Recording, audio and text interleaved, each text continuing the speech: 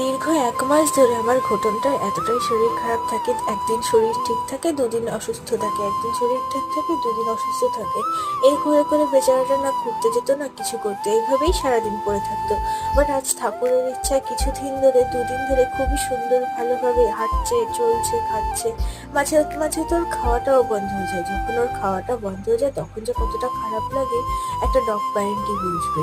তো সত্যি বলছি, এখন সত্যি খুব সুস্থ আছে, ঠাকুরের ইচ্ছায় নজর না লাগুক। আমি জানি না কি করতে হয় কুকুরদের জন্য।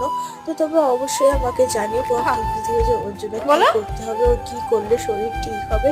এখন তো আপাতত সবই ঠিক আছে ঠাকুরের ইচ্ছাতে। অবশ্যই তোমরা জানিও। আর ঘটনকে তোমাদের কেমন লাগে অবশ্যই বলো। ঘটন আমাদের বাড়িতে রয়েছে ৩ মাসের ওপরে, আর এখন অনেকটাই ফ্যামিলিয়ার হয়ে গেছে আমাদের বাড়ির সবার সাথে। নতুন লোক দেখলে একটু ভয় পায়, কারণ ওটা স্বাভাবিক ব্যাপার। তো আজকের জন্য এইটুকুই। ঘটনকে দেখতে হলে সাবস্ক্রাইব করো।